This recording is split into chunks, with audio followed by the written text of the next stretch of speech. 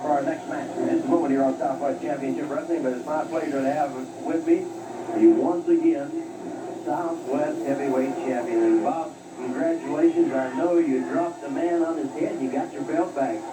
You know, Steve, I told Adrian Adonis, I told all the good fans out there that I was going to get him, and I was going to get my belt back, because as far as I was concerned, he stole it from me.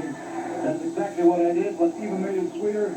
I used my favorite move to put Mr. Adonis down for a 1, 2, 3. Now the man is the world champion. He's an undisputed world heavyweight champion. So I feel that with the win over him, to get my title back, puts me right in the driver's seat, puts me right in that #1 spot to get a shot at Adonis. Now, Adonis, I listened to you a little earlier up here talking, telling the people how good you are and how great you are. I'm going to give the devil his due. Yes, you are good. A man has to be good in order to survive in a sport of professional wrestling. And a man has to be especially good in order to be a champion. And you are the undisputed world heavyweight champion, so that means that you are good. Because you went through a lot of good men in that tournament. But I feel deep down inside, Adonis, that there's nobody in this sport better than I. And the way I feel about it, anybody can be beaten on any given night. So now you're the world's champion. That puts you right at the top of the mountain, way up there above everybody else. And that means that there's a lot of good men in the sport of professional wrestling that are after you, that have their sights set on you. Adonis, you're going to feel pressure like you've never felt pressure in your life. Because every man that puts on a pair of wrestling shoes, a pair of wrestling tights, is going to be gunning for you.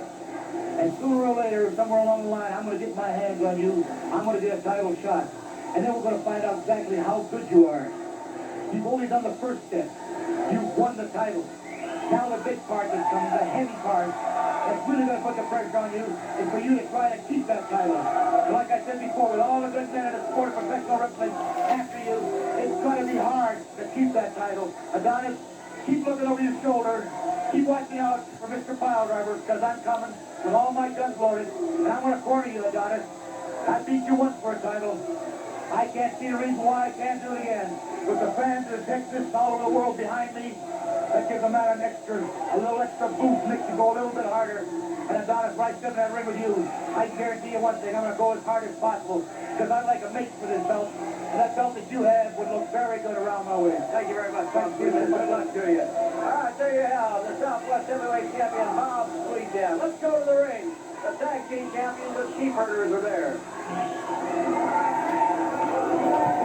Well, it's going to be the Sheepherders, the Southwest Tag Team Champions, against a combination that has got to be great. Sweet Brown Sugar and Scott Casey. Well, Sweet Brown Sugar and Scott Casey are two of the finest young athletes we have in wrestling today. I'm afraid the Sheepherders are going to have their hands full. Yep, the Sheepherders, however, I would say that they're the finest tag team group that ever come, that came from New Zealand. And the Australians had one years ago, but I would say these fellas are leading the way from New Zealand today. There's the bell. Now they'll go through their flag ceremony. But while they're doing that, I want to remind all you fans that Southwest Championship Wrestling will be held at Fort Hood, Texas on June the 1st. And Fort Hood, Texas, Lou, happens to be the free world's largest manned military installation. It's going to be great to be over there with the United States Army. I should say so. Well, we all spent a little time in the service years ago, and working in our various army camps and so forth. We did a lot of that during World War II, and I'm sorry I won't be able to go up there and make that trip. I would like to very much. It is be reminiscent of many of the things that we did, you know. Yeah, I'm an old Army man myself. I gave up for about 3 years with the United States Army. So it's going to be good to be back in Fort Hood. I should say so. I have many friends who served there. I was Fort Sam myself, so we were not too far apart. That's right. The Sheepherder. This is Luke Williams, the Sheepherder, against Sweet Brown Sugar.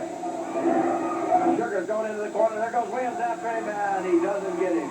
Oh, look at that drop kick. You ever see a guy get so high with a drop kick? This kid has more agility than anyone I've ever seen. He's unbelievable. Fantastic reflex. The Sheepherder finds Sweet Brown Sugar tagging out to Scott Casey, and Scott Casey comes in with a kick. Now he has the Sheepherder up, shoulder breaker, throws him down, drops in there with a knee. Here's the count. 1, 2, and from outside the ring, the other Sheepherder Jonathan Boyd comes in to help out. That's the thing about these Sheepherders. They know they can get by with a 4 count on an illegal hold because they can go to 5. They know they can come in and snatch you off before the referee gets. They use every trick available. I want to watch you. You're watching there, Lou. Some of these counts. Now, there's the tag. You see the other one stays in. He'll stay in as long as he can, and then the referee finally has to get him out of there. Well, they're great tag team partners. I know that. But I've been around them a wee bit, you know. And what happens, Dan, is a crazy thing with the people from down under. They have some kind of an idea when they call someone a yank that it's an insult, you know. And they don't understand that we have expertise in wrestling. They don't have. Well, we didn't originate it. We got it from Europe. That's right. Sheepherders punishing Sweet Brown Sugar tag back in at the 5th. Takes him over into the corner. They want to keep him in their corner, and there's one up holding. The tag was made. The tag was legal. So here they go up on that middle rope. He got that elbow pad and right into the side of the neck. Oh, they work like an oil clock. I know that. They work pretty well together. They're very sharp. Once they get you hurting, then they stay on you. They don't give you a break at all. Well, the hungry ones, you know, that's where it is. That's the way it goes. Jack Dempsey said it years ago, the hungry ones. And I heard Adrian Adonis say this after the match, that he won the Undisputed Heavyweight Championship in Houston. He gave an interview, he said, I'm hungry. Some of them are not. That's right, and he was the power man in the summit. Casey comes in to help out, and the Sheepherder didn't like it. Casey gave him some of the taste their old medicine. Casey's got a pretty decent hand in there. He's got an old head on him. He has to get up pretty early to get ahead of him. He's a pretty sharp fellow. There's a headbutt by Sweet Brown Sugar. He makes the tag, in comes Scott Casey over that top rope, a kick. Scott Casey, exciting in the ring. Knocks the Sheepherder down. Oh, the fans love it. It's beautiful when he balled over the top rope and got him with a kick on the way in. Casey has him covered up, and it's a 2 count. Referee Jack out. There's a sleeper hold. Let's see what the Sheepherders do here. Let's do it. He can stop the carotid artery. It's all over. Off. Too bad. That interrupted him. All 4 men into the action now. Casey been grabbed. He is going over. I believe he went over the top rope. I couldn't really tell. Oh, there's Bobby Jaggers out there. Jaggers is out there and grabs Casey and slams his head into the steel post that supports the ceiling. As the Sheepherders punish Sweet Brown Sugar, Casey is the legal man in the ring, I believe. Sugar is thrown between the ropes. Casey was thrown into the steel post by the hangman Bobby Jaggers. He's out there yelling, beat him, beat him, beat him. I wish Jaggers would get out of here instead of interfering in the match. I think there's a little bit of collusion between Jaggers and the Sheepherders. There's got to be something going on there. Here's the tag. Casey is really hurting now. Up on the middle rope. I thought for a moment it was the top rope. It's the middle rope. There he is, right across his neck. Casey's out cold. 1, 2, 3. There's no way. But the big blow was Jaggers.